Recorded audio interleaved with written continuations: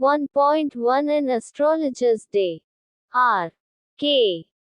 Narayan, 1906 to 2001, Rasipuram Krishnaswamy Iyer. Narayanaswamy is one of the best-known novelists among Indian English writers. He is the author of 14 novels, 5 volumes of short stories, and a number of travelogues, and has a collection of non-fiction to his credit. He also has written his memoir, My Days, 1975. Narayan has created the imaginary town of Malgudi, where realistic characters in a typically Indian setting lived amid unpredictable events. His stories are grounded in compassionate humanism and celebrate the humor and energy of ordinary life. His stories are characterized by a simple style and subtle spirit. Narayan was introduced to American readers in 1952 by the Michigan State University Press.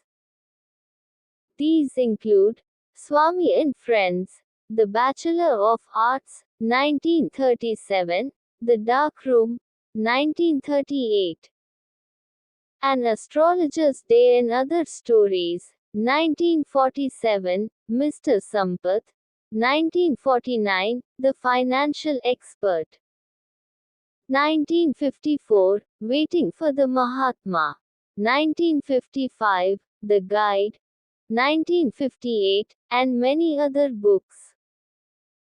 His novel, The Guide, won him the Sahitya Akademi Award in 1961, the most coveted literary honor in India.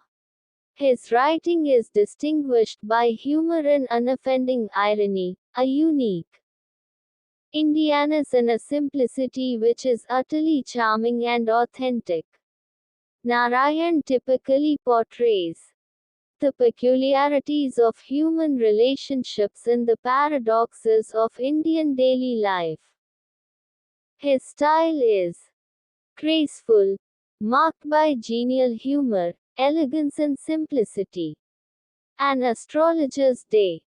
Punctually at midday he opened his bag and spread out his professional equipment, which consisted of a dozen cowrie shells, a square piece of cloth with obscure mystic charts on it, a notebook, and a bundle of palmyra writing.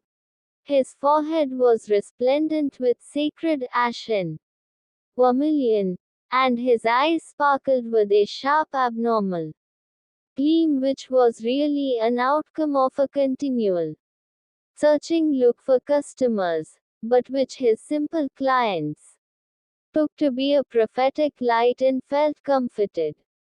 The power of his eyes was considerably enhanced by their position placed as they were between the painted forehead and the dark whiskers which streamed down his cheeks. Even a half-wit's eyes would sparkle in such a setting. To crown the effect, he wound a saffron-colored turban around his head. This color scheme never failed. People were attracted to him as bees are attracted to cosmos or dahlia stalks. He sat under the boughs of a spreading tamarind tree which flanked a path running through the town hall park. It was a remarkable place in many ways. A surging crowd was always moving up and down this narrow road from morning till night. A variety of trades and occupations was represented all along its way: medicine sellers, sellers of stolen hardware and junk, magicians, and above all, an auctioneer of cheap cloth, who created enough din all day to attract the whole town.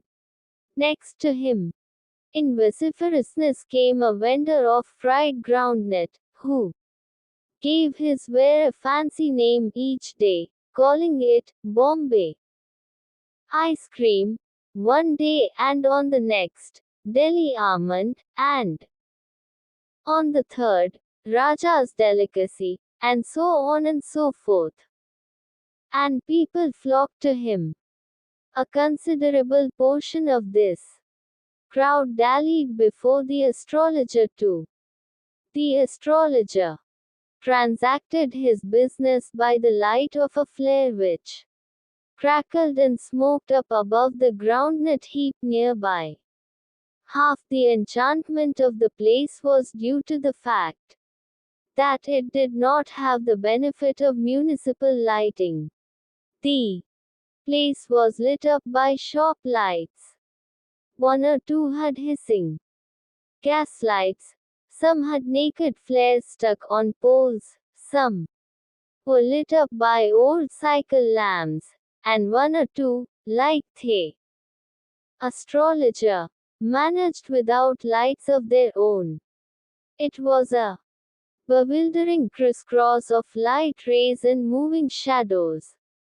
This suited the astrologer very well, for the simple reason that he had not in the least intended to be an astrologer when he began life, and he knew no more of what was going to happen to others than he knew what was going to happen to himself next minute.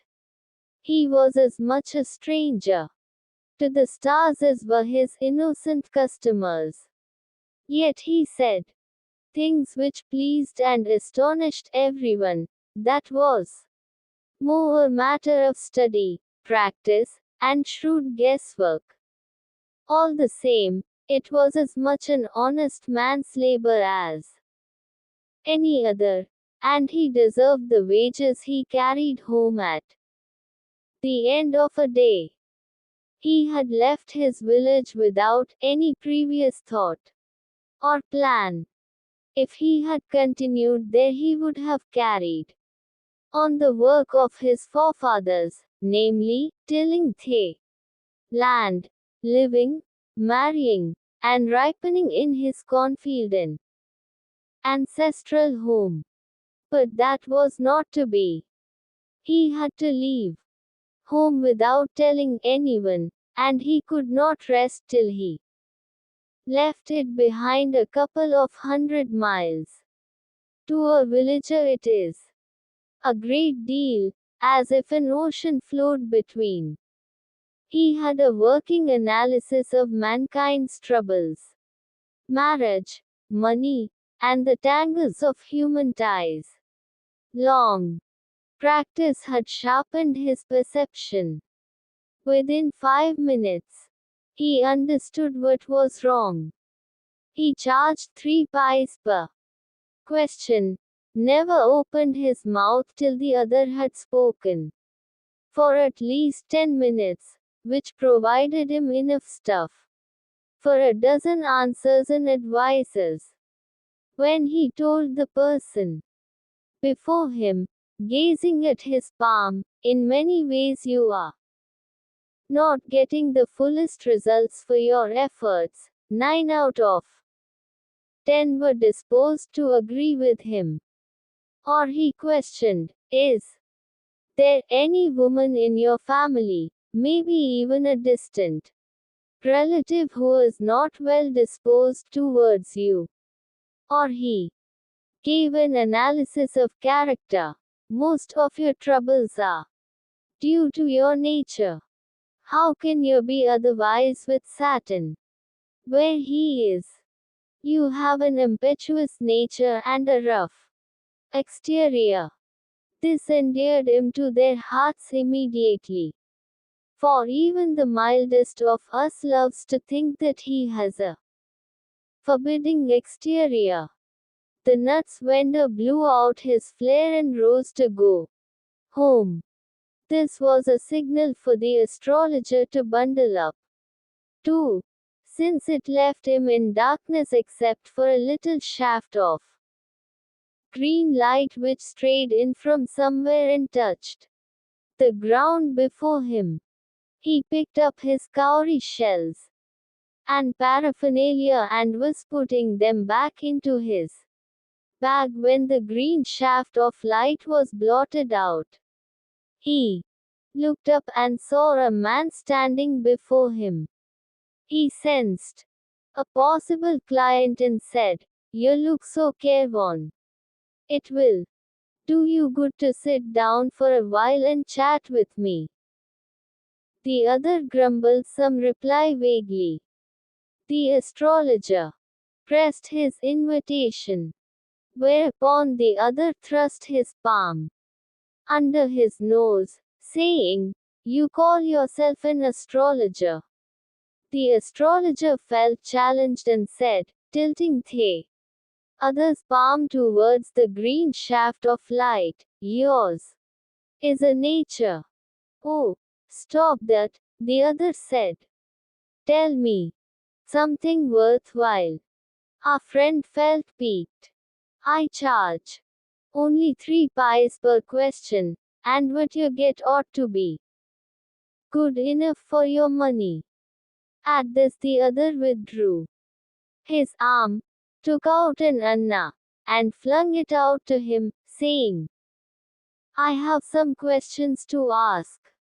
If I prove you are bluffing, you must return that anna to me with interest. If you find my answers satisfactory, will you give me 5 rupees? No. Or will you give me 8 annas? All right, provided you give me twice as much if you are wrong," said the stranger. This pact was accepted. After a little further argument, the astrologer sent up a prayer to heaven as the other lit a cheroot. The astrologer caught a glimpse of his face by the matchlight.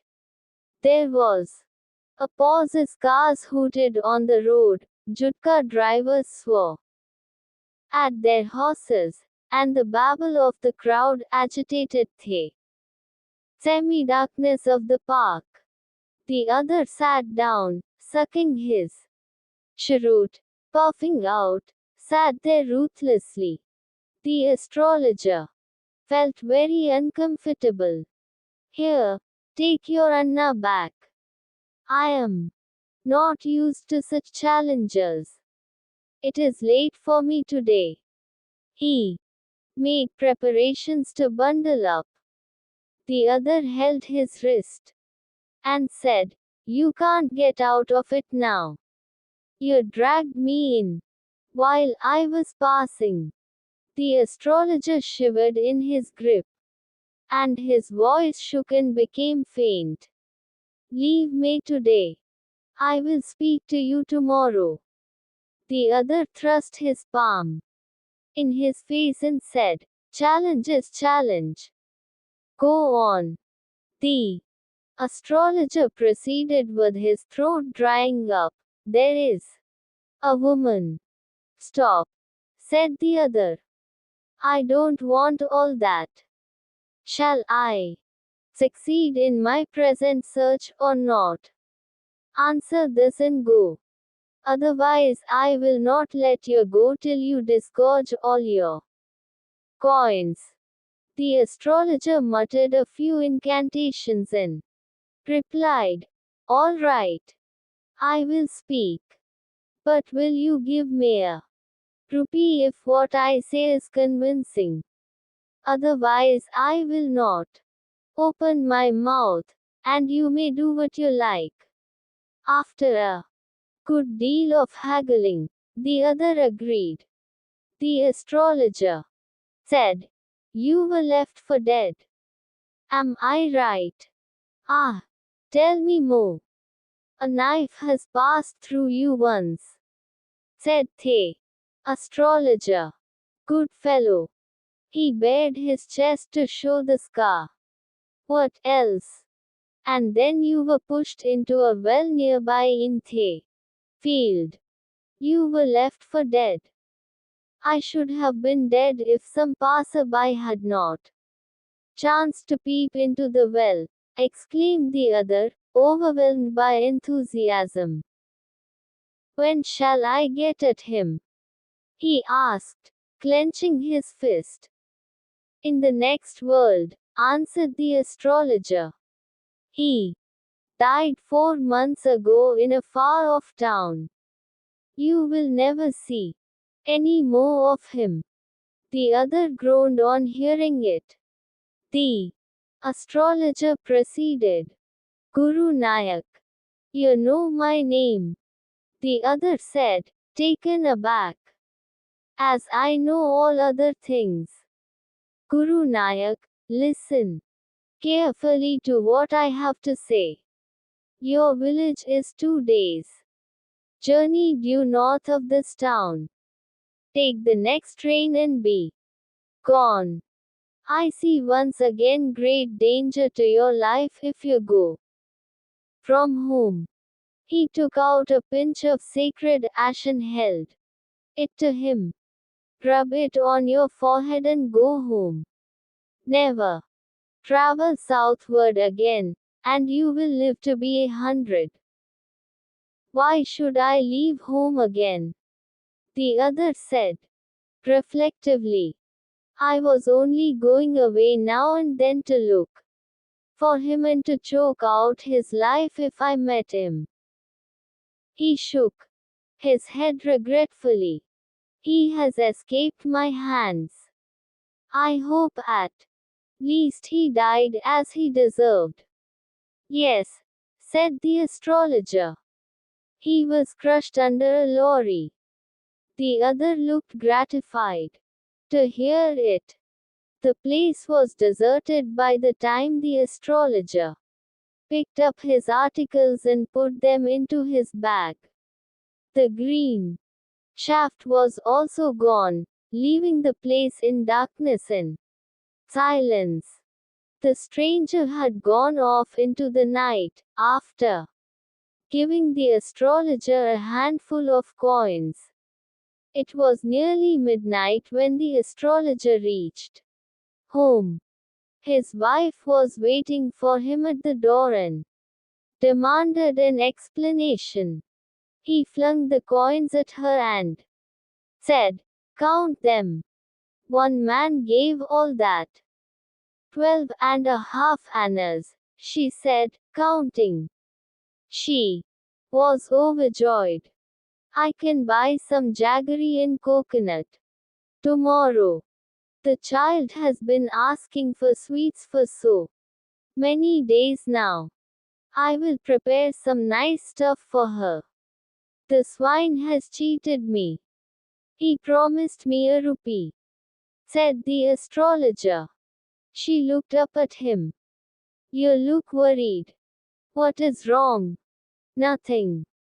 After dinner, sitting on the pole, he told her, do you know a great load is gone from me today? I thought I had the blood of a man on my hands all these years. That was the reason why I ran away from home, settled here, and married you. He is alive. She gasped. You tried to kill him. Yes. In our village, when I was a silly youngster. We drank, gambled, and quarreled badly one day. Why think of it now? Time to sleep, he said, yawning, and stretched himself on the pole. R. K. Narayan.